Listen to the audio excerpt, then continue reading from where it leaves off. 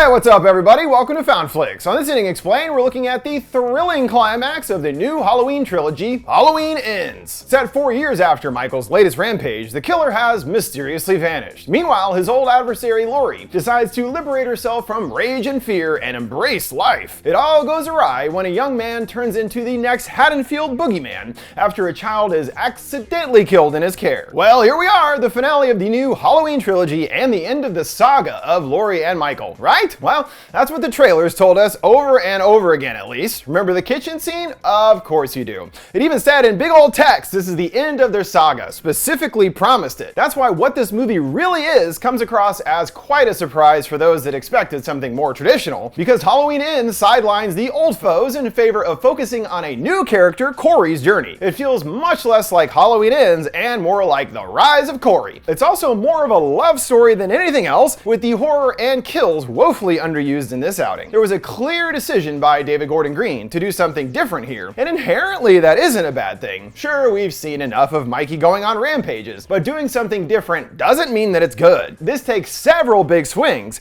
and really none of them land, leaving us with a very baffling and underwhelming film. Regardless, I have a ton of stuff to dig into about the movie because there is a lot of madness to dissect. So let's check out Halloween Ends, breaking down the story, including how evil has evolved over the past 4 years, looking at those extra confusing moments, as well as explaining the ending and what it means. The filmmakers slip in an Easter egg right off the bat, using the same thought from the oft-maligned Halloween 3 Season of the Witch. Perhaps the intent here was to inform us that things aren't going in an expected direction. Probably, as this was definitely a deliberate choice. Remember, there wasn't any Michael in that one either, so don't get your hopes up, I guess. A young man, Corey, who we've never heard of before, is about to have his life change completely on Halloween night 2019, as in 1 year after the events of Halloween 18 and Kills. He's been hired to babysit a little shit named Jeremy, who apparently since the prior year has been obsessed with Michael Myers, constantly in fear that he will return. He perhaps rather unwisely shows the kids John Carpenter's The Thing, which definitely won't help with his nightmares. He suggests that Corey is scared of the movie, but he scoffs that he's 21, nothing scares him. Jeremy keeps ripping on him for being ugly and a poor babysitter, and Corey loses his temper, telling him to be in bed in 5 minutes. In the kitchen, he fetches some chocolate milk and overhears a thud from another room. There's no sign of Jeremy, sending him on a search through the house. Jeremy calls for help from upstairs, sending Corey up into the attic. The boy quickly traps him inside as a joke, cackling that Michael is coming for you, he's gonna kill you. With the worst timing ever, his parents happen to come home, while Corey goes ape on the door. It busts open, knocking right into the kid, sending him plummeting all the way down to his death. His parents enter, and it does look pretty damning, them immediately accusing him of being responsible. We know it was an accident, of course, but Haddonfield does not see it the same way. And as such, here we are seeing Corey's literal villain origin story. As it turns out, the town has been completely destroyed in many ways in the wake of Michael's murderous rampage. Laurie dictates, as she writes her memoir, yes, really, Haddonfield was peaceful until one night it was all lost. Pure evil turned dreams into nightmares. He was locked away into prison as she disappeared into her own. Then, as she predicted, he escaped after 40 years, and the town was forced to confront their man in a mask. The brutality ravaged the community, got her daughter killed, and then after all that, Michael simply vanished. It may sound impossible, she says, but the truth evolved into legend as people searched for motive and meaning, looking into the shadows for their boogeyman. There was a sort of spread of evil in the wake of 2018, causing an infection in the town, seeing that more murders not by Michael started occurring, as well as a lady randomly hanging herself. Like, wait, what the hell happened here? The entire town collapsed into this because of Michael? What in the world, seriously? Even stranger, while the entire town has gone cuckoo, somehow Laurie has completely moved on from all of her fear and paranoia. Just totally glossed over all that trauma off screen. 40 years worth, no big deal now. The last thing that we saw was her daughter being murdered, but nope, she's over it. It's cool, don't even worry about it. Now she's just fine and acting like a typical grandma, knitting and burning pumpkin pies. It's startling to see how different Laurie is from the previous two films, as she has bought another house in town where she lives with Allyson. A place to live with love and trust, not a trap or a place to hide. I would have at least liked to see this arc on screen. Going from where we left her to being at peace just feels very jarring. She continues, it's up to us whether we find our own resolve or whether we let him inside. I understand conceptually the idea is the evolution of fear over the course of the trilogy, and that it makes sense that it would spread into the town, but not to the extent being presented. It is pretty over the top. And I'm always like, if it's really that bad, then just move out of Haddonfield. It's not that hard, you know? Golly. We reunite with Corey in the present day, where he works at his dad's junkyard, accompanied by the omnipresent omnipresent WURG, aka the Urge radio station. The DJ is rambling about the rampage from kills. How did one man get shot, stabbed, and get back up? The only explanation, he's more than a man, but a beast. I'm also not sure why the radio station is suddenly at the forefront of the story. It's almost in like every scene, perhaps an homage to The Fog, because I really have no idea why this was included so much. Things aren't so easy for poor Corey, we see. The town will not forget what happened. He learns this when encountering a gang of banned high school kids. They ask him to buy some booze, and when he refuses, they give him shit for the past, implying that he killed the kid outright and calling him a pedo as well for good measure. Corey loses it and clenches his fist, smashing the bottle in his hand. The kids get physical with him, and he's helped out by a surprising savior, Laurie. Terry is glib to her as well. The psycho meets the freak show. A match made in heaven, he cackles. After they scatter, she even suggests to get some payback by slashing their tires. Wow, okay, this shit is starting to get ridiculous. If nothing else, these must be the most abrasive band nerds I've ever seen in my life. What the heck is that about? They actually act more like 50s greasers or something, especially Terry. It's just super goofy and out of place considering how important these characters end up being. Then there's a whole other side of the equation that Corey is being bullied by a bunch of kids, basically. They specifically say in the opening that he was 21 then, so he's maybe 24 now, and he's taking shit from these little goobers. I mean, come on, man. But the madness is only truly beginning as Laurie takes Corey to Allyson to get his hand patched up. Bafflingly, it appears to be love at first sight for the younger Strode, actually making this face when first setting eyes on the floppy-haired boy. Love is in the air as they banter about their jobs, and she's in need of his mechanical services. He knows exactly how to fix it and offers to check it out tomorrow. After the confusing flirting continues, her telling a lame joke. Why can't a bike stand on its own? Because it's too tired. And Corey laughs his nuts off. Yeah, good one. Once more, I'm like, what is going on here? All this stuff that's happening is so bizarre to me. She practically throws herself at him, suggesting they go on a date, but he shyly rebuffs her. Even though she's smitten, Allyson accuses Laurie of setting her up. She thinks it's all for the best. You need to find someone to help you let go. You know, show grief your tits and say, let's go, she proclaims while squeezing pumpkin guts. Yes, I am confused as well. The tone of this movie is ultra bizarre. We then get a peek into Corey's home life that helps us presumably understand why he is so shy and withdrawn. His mom is annoyingly overbearing, demanding to know who it is that he's texting. When he doesn't answer, she punishes him. Boys who keep secrets don't get dessert. Oh no. When she leaves, speaking of secrets, his dad urges to not tell her about his present of a motorbike. Okay, so I get this is not the healthiest household, but it's really not that bad. Allie continues more or less stalking Corey and visits him under the guise of fixing her car, but plainly tells him that she's just here to see him. Jeez, keep it in your pants, lady. I have no idea why she's so obsessed with this guy. They present the same basic generational trauma thing, seeing Terry with his dad. He scolds the boy for not knowing how to change a tire and slaps him around. It's a whole classic thing. Since his dad is a bully, that's what Terry ultimately becomes. Pretty standard stuff. Yeah. Romance blooms elsewhere in Haddonfield, which is what we're here for, right? Romantic interludes at the grocery store. Hell yeah! Laurie bumps into Frank, and they awkwardly flirt about him not eating enough vegetables, and that it is good to see his face. The sparks are flying. Woo-wee! The subject turns to Allie and her new beau. Frank does remember him, saying that he's just a good kid that had a tough break. He's glad to know at least someone is looking out for him. Although he's not the only town pariah, as for some inexplicable reason, people now blame Laurie for Michael's actions. A lady accosts her in the parking lot, along with her sister who was attacked and killed. She claims Laurie provoked Michael and lays her sister's injuries on her as a result. This makes absolutely no sense. I guess the point is that evil curse thing in the town has made people more hateful or something, because this is not even close to what happened whatsoever. Especially since we don't have the sibling angle in this timeline. There is no connection between Laurie and Michael. The only reason he even made it to Laurie's compound is because of Sartain. She didn't provoke him or anything like that whatsoever, just in case there's any confusion. The lovebirds next meet up at a costume party at Lindsay's bar. Her co-worker Deb gives her some shit for dating Corey, but Lindsay encourages she can be with whoever she wants to. Allyson agrees, grinning, I know, and now I'm with him. You barely even know the guy. What the hell is going on here? Things only get stranger when they cut loose on the dance floor, including Corey spazzing out on the floor while she waves her arms wildly over him. Corey's brief moment of happiness is shattered when he encounters Jeremy's mom at the bar. She shuns him for being out here and having fun, while her precious little Jeremy is dead. It's all your fault! As seems to be a running theme here, she can't get over her grief, crying that she wakes up every day and can't get past the pain. She declares that he did it on purpose, and he is an evil person at his core. He runs outside and Allyson attempts to comfort him. She understands what it's like having people look at you and think that they know you, but they really don't know you, you know? This must be why she's so entangled with him emotionally, because she can relate to him in that sense. But it's not really one-to-one, as he clarifies how his stuff is different. People look at her as a survivor, while he's a monster, a kid killer. She holds out her hands in support, and he turns away, leaving her to sob on her own. Oh boy, emotional struggles. Let's hope these kids will figure it out. Love will find a way.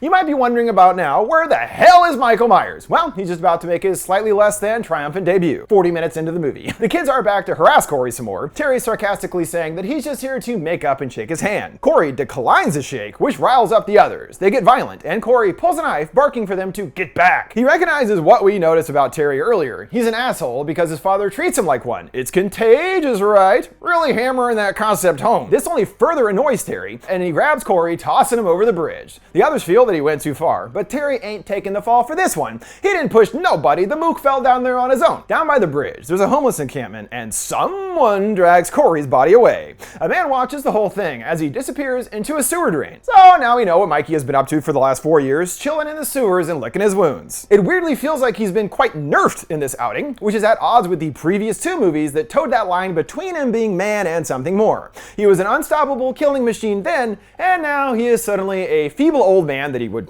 technically be. Just another odd choice to kind of backtrack in this aspect. It's also quite peculiar that he's just been down here this entire time without anyone ever finding him. You'd think they would keep looking for him, at least for a while, and considering it's a pretty small town, seems that it wouldn't be too difficult to track him down. Especially if the whole town is going to hell because of his impact. Just all very, very odd. Things only get more odd and more baffling as we will see. Corey comes to in the sewers, and Mikey, hiding in a little cave, surprises him with a chokehold. He is just about to squeeze the life out of him until they lock eyes, seeing each other in the reflections. It seems that Mikey finds a connection in the boy, flashing through the stuff with Jeremy, and the killer lets him go. There's a lot of questions behind this moment too. It definitely seems that there is a connection between the two, and Michael bizarrely shows him sympathy here, which feels way out of character for him. Literally never seen that anytime in any of the series before. It's all about the eyes, as we know. There's lots of talk about seeing the devil in Michael's eyes throughout the series, and it stands to reason that Mikey recognizes this same thing in Corey's. Though their situations are substantially different, as Corey killing Jeremy was purely an accident, whereas little Michael straight up murdered his sister in cold blood. There's no question there. Pretty big difference, I'd have to say. And there's nothing implying that Corey was inherently evil. This is important to note because Corey is changed after locking eyes with Michael, almost feeling like the evil of the killer is infecting him, dragging him further down a dark path, which actually feels a lot like Christine. Perhaps Corey sharing the same name of Cunningham from that story was on purpose, or maybe not. He gets his first fill of bloodlust as soon as leaving the sewer. The old guy that hangs around demands to know why he let him live, and since he did, can he go back in there and get him the mask? He needs it because he's Michael Myers. He pulls out a blade, and in the tussle, the old man is killed. Once more, this wasn't on purpose, purely in self-defense as the guy attacked him in the first place. After this especially, he appears to be a changed man, running home to clean up and staring dead-eyed at his reflection, while his mom pounds on the door crying about being worried about him. Laurie hammers away on her memoirs, waxing about how people create their own stories and believe what they want to believe. She's hopeful that her experience will help others to heal. You have to ask, am I in control or do the elements control me? It's our choice, life or death, suicide or cherry blossoms. Good lord, this sounds like an angsty teenager's diary.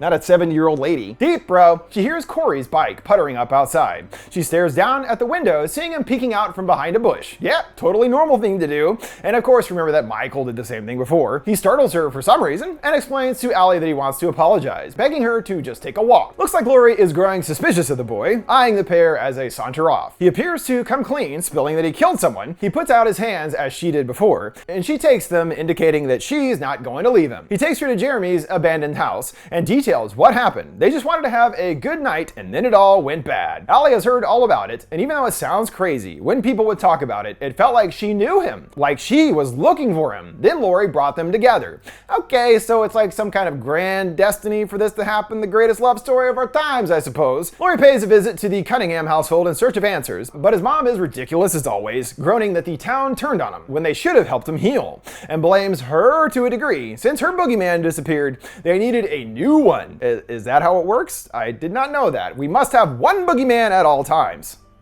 Allie opens up about her position here. She does want to leave town, but is worried about leaving Laurie on her own. Corey gushes that when he looks at her, he knows that he can tell her everything. He's not afraid of these people anymore, or afraid at all. If she tells him to burn it all down, then he will. They're interrupted by Doug, her cop ex-boyfriend, who complains that she was supposed to call him. They try to be polite and shoo him away, but he doesn't get the message. That is until Corey gets to his feet and gets right up in his face, causing Doug to back down. Ooh, getting a little more aggressive there already, Corey. After that, she agrees with his sentiment. Let's burn it all to the ground. Him whispering in response, I'll light the match. Wow, annoying ex-boyfriend broke the camel's back, huh? Man, burn it all down. All right. They ride through the night on his motorcycle, things pretty much a full-fledged indie romance at this point. Halloween ends! Naturally, big man Doug follows after them in order to confront Corey. He lures him to the bridge, where he discovers the homeless guy's body. Corey gets a jump on him from behind, and Corey cackles, disappearing into the sewer. He enters Mikey's lair, still confident that he's gonna kick Corey's ass. He flashes the light around the room, and Corey gives him a big smile. Michael appears and grabs him, and Corey jumps in with some wallops from a flashlight. He holds Doug back, asking Michael for help. Teach me how to do it. He shouts to get up, which takes the old killer some noticeable effort. He retrieves a hidden knife and slices his throat. He stumbles closer and stabs him in the chest and begins to weirdly convulse. It's almost like killing recharges energy or something, because after this he goes ham on Doug. He's back, sort of. He immediately goes to Allie, who is frightened by his appearance. She asks who did this, but he's more focused on his new pal. How does she get away? Did Michael let her live, or did she escape on her own? She informs him it was her mother that saved her. Laurie pulls up just in time to see them heading upstairs for some naughty times. Her old nemesis is there too, behind a nearby tree, and she just misses him. How did he get here? I wonder if Corey gave him a ride. I love the idea of Michael riding on the back of his bike. Now that's true love. Laurie lays out her increasing suspicions to Lindsay regarding Corey, and is certain about the whole eye thing as well. When she looked into Corey's eyes, they were just like Michael's. There's someone she wants her to meet, Jeremy's dad. Guess both his parents are just drunks hanging out around the bar separately for some reason. He too expresses a similar sentiment. The Corey he knew was definitely not capable of hurting anyone on purpose. But then when the trial started, his brain started spinning with all the wild theories. Years passed, and he saw how people reacted to him, which pissed him off, as it felt like they were taking his pain and despair and making it about them. Then yesterday, he happened to see Corey on the road and decided he was going to say something to prove his wife wrong and potentially find a way to forgive the kid. Well, hey, at least someone in town is trying to move on from their trauma. But then when he came up, Roger felt something was off. He wasn't that same kid anymore, at least not in the eyes. Yeah, you get the pictures yet about the freaking eyeballs? He still felt that he got his answer. The kid that mowed his lawn all those years ago didn't kill his son, but the guy that he saw yesterday was down a dark path. He considers, did the town do this to him after the accident, or was it always there deep inside? That's a big question, right? Over and over and over with the same thing. Oh, sorry. We move on to the doctor, who comes home with a special visitor, Deb. And now we know how she got her new promotion, by sleeping with the boss. Classic. She's impressed with his rich house and asks to go freshen up. While she does so, he goes around setting the mood. She gets the shower going, hearing a thud, along with a scream from the dog. She finds him being violently murdered by Corey, donned in a scarecrow mask. She is able to make it inside and lock the door, calling the police. Yeah, Corey has a new sidekick. That's right, Michael and him are teaming up. Isn't that exactly what you wanted to have happen in this movie? Of course it is. He appears from the shadows and stabs her, sliding across the entire floor until pinning her to the wall. I guess superpower Michael is back after all, at least for the moment. He was just hobbling around after a few punches earlier. No consistency there whatsoever. In homage to his kill from 40 years ago, Mikey stabs her into the wall and leaves her hanging there as her body goes lifeless. And it's right back to our romance movie with a synthwave pops on, riding their motorcycle and everything. She's fingering his lips and rubbing his hair. The two are so very in love after 4 days of knowing each other. They drive out to the radio station for a nice romantic view of the town. This time he opens up to her about how he used to come up here after the accident. He would look up at the tower and felt that it was summoning him to his old life, to be happy again. Somehow things could go back to the way they were before everything changed. He wants to just get away from the town, but doesn't want to go alone. He then randomly jumps off the side of the building, which she finds charming and amusing. Willie the DJ guy comes out to see what all the hubbub is about, and he, just like everybody else, goes right into reaming them about their past, even claiming that Laurie teased a man with brain damage, and that's what caused him to snap, which is so far off base from reality, it's hard to even fathom. How in the world did the public opinion of what happened change so drastically in 4 years? It makes absolutely no sense. He warns to move along before he kicks their asses, and this encounter sends Allie over the line, agreeing to leave town with him for good. He returns home to his mother more frantic than ever, groaning that she can smell Allie on him, and screams for him to leave her house immediately and smacks him good. She gets weirdly apologetic and tries to give him kisses on the lips, which he denies. She leaves in a huff, and his dad pipes up with my favorite line in the entire movie, telling him lifelessly, "I hope you find love." I hope you find love. Oh, is that what this is? This total nightmare going on? And he literally doesn't even do or say anything about how his wife was just smacking his kid around. I mean, what the fuck? That's actually hilarious. On Halloween morning, Corey is awoken by Laurie. She's there to wax philosophic on that main idea of the movie some more. The two kinds of evil. One that exists as an external force that threatens the well-being of the tribe. Survival depends on understanding and awareness, the fear of a physical threat to our daily lives. Then there's the other kind, inside of us, like a sickness or infection. That kind is more dangerous because we may not even know that we're infected. He asks her genuinely if he's a bad person, and she laughs. Are you? Well, she acknowledges we're definitely both fucked. She offers to help him, but then it becomes more about Allyson, declaring that he's not equipped for a relationship with her and to stay away. He shrieks correctly that she's the one that invited him in the first place. She should take the blame. He ultimately declares if he can't have her, no one can. Allyson doesn't need her anymore. She has him now. He tells her to give in, surrender to that feeling that she had the first time she looked in Michael's eyes, which is presumably what he's done. Rather than being afraid, he embraced the evil,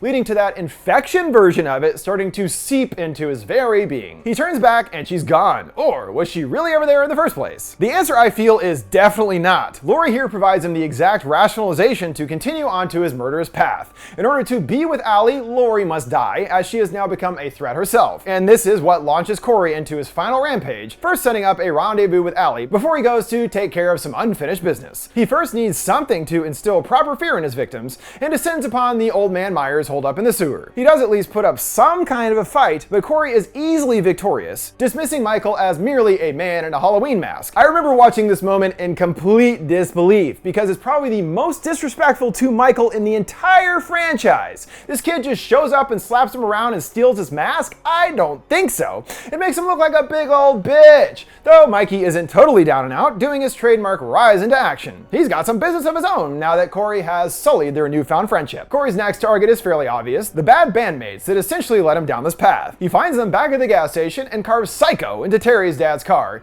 sending them into hot pursuit. At Laurie's house, things spill over between the girls, as Allie didn't tell her that she'd be leaving. Laurie tries to iterate that Corey is capable of real harm, but Allie thinks it's all part of her trauma. Is it suspicion or paranoia? You went to his family's house, implying that she's stalking him, despite Allison's clear pursuit of Corey in the first place. Laurie points out the eye thing, saying that she's just trying to protect her, but Allyson argues she doesn't need her protection, she's just obsessed with death, and won't be satisfied until everyone is as miserable as she is. She goes even further, thanks to the hysteria she caused, her friends and her parents are dead. I guess even Allyson is susceptible to the infecting evil of the town. Her grandma never did anything but protect her. At the junkyard, the time of retribution is at hand for the band geeks from hell. They don't find Corey, but they do find his bike, and Terry decides to mess it up good. But Billy isn't doing his duty with the chain, and finds out why. He's dead. A tow truck roars to life, and the girls bolt. Margot does make it over the gate, but winds up getting slammed by the truck and pinned underneath. Stacy rushes to her side, but it's to no avail, as Corey gets out of the truck, taking a wrench to her head. Terry tells Ronald about what's going on, and he's more than happy to arm him up, but tells him to stay behind. Ronald gets to the still trapped Margot, and is in disbelief when seeing that his son is the killer. He still attempts to save him, trying to stop Terry,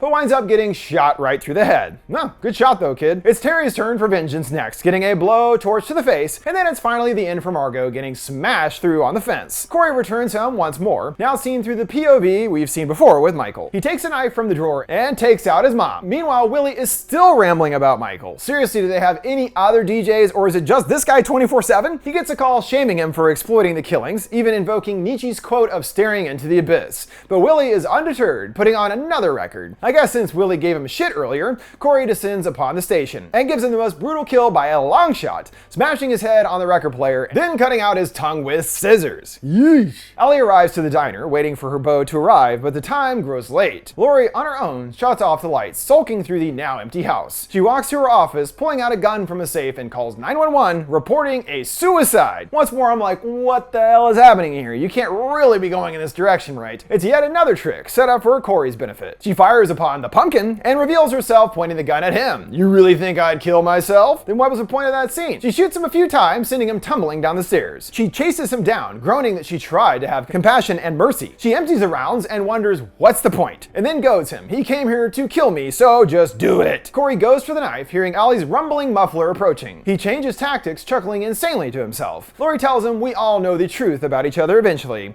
and chides him again. You really think Allyson would want to be with you? He repeats, if I can't have her, and stabs himself in the neck, which really doesn't make sense. I mean, Allyson is still alive, that would be the whole, if I can't have her, no one else can, you know what I mean? She opens the door and the sight does look like Laurie killed Corey. She should know better, but I guess not. She loses her shit and decides to leave once and for all. Yeah, there's another thread to be tended with. Remember this was supposed to be Laurie and Michael's big thing? It wasn't, but with 10 minutes left, it's time to get some action. Michael reclaims his mask and goes for the blade, but Corey isn't done yet. He attempts to stop Michael, who responds by choking him out and snapping his neck. Well, so much for the next generation of evil. That bitch is dead. Michael is the ultimate evil is the point, I guess. Allie gets a heavy dose of symbolism while trying to drive away from her problems. The Urge Tower now in flames. That possible reset of Corey's life is no more. He's made his choice and there's no going back now. She gets a call from Frank regarding Laurie's supposed suicide, sending her back to her GMAs. Michael stalks Laurie through the house and they throw down in the kitchen. They toss each other around for a while, but it's a fairly disappointing showdown. They're like, here you go, they're getting into it now. Are you satisfied? No, not exactly. Laurie manages to stab through his hand, pinning him onto the table. She gets him through the other hand, hammering it into place with a pan. For his legs, she knocks the fridge right on top of him. But ever tenacious Mikey keeps flailing with his one free limb. Get over here, I'm gonna kick you so good. She removes his mask, growling, I've run from you, I've chased you, tried to contain you, even forgive you. She thought perhaps he was truly the boogeyman. No, he's just a man about to stop breathing. He gets a hand loose, going for her throat, his new favorite move apparently, he just keeps doing that over and over. Her breath gets ragged, and she shrieks for him to do it, flashing back through their previous misadventures. Nothing better than recap footage to really enhance a moment, huh? Yeah, in order to make it seem like it has more meaning. You're like, remember that? Remember those other movies? Yeah. I do. Allie arrives just in time to save the day, stabbing his arm and snapping it painfully. Just to make extra sure the dude is dead, they slit his wrists and, well, that's the end of Big Bad Michael Myers. No super killing machine, just an old man in a mask. In a grandiose display designed to help the town to really start to heal and put the killer behind them, they load up his body and a procession of townfolk follow after. At the junkyard, the people carry Michael's body down the line to a massive thrasher. Allie clicks it to life, and Laurie pushes his body into the machine that makes quick work of it, crushing his bones into oblivion within seconds. Well, he's definitely not coming back from that one. Unless... No way. You'd just be like a pile of goop with a knife. Laurie concludes her book. His body was destroyed in a midnight procession. No tombstone, no memorial. Now that he's been put to bed, the story will fade with time. Allie does admit that she was right about Corey all along. She knows he killed all those people. Yeah, not really much of a question there, lady. And now Allie can finally move on with her life and no longer worry about Laurie. She continues, the events in the town created so much violence and bloodshed has finally been resolved. New beginnings lay ahead. Fear moves through us, and we decide when to surrender or not. She said goodbye to her boogeyman. But the truth is, evil doesn't die, it changes shape. Nice one, because that's what the Michael Myers used to be called, the Shape. Yep. She gets a ring at the door, and it's Frank, here to check on her. He joins her on the steps, hearing the birds cheerily chirp. We go through the house, now empty, but at peace. And it looks like she won't be so alone after all. Old people love. Hooray! That brings us to the conclusion of this Ending Explained for Halloween Ends. And don't forget, before we go, you can send me requests for any movies or TV shows you'd like to see me explain by sending them my way on any of my social media accounts at FoundFlix. What did you guys think of Halloween Ends and its ending? Was it a satisfying conclusion to you? Which is your favorite of the trilogy? Let me know your thoughts down in the comments below. Make sure to like, subscribe, and follow. Thanks for watching FoundFlix. See you next time.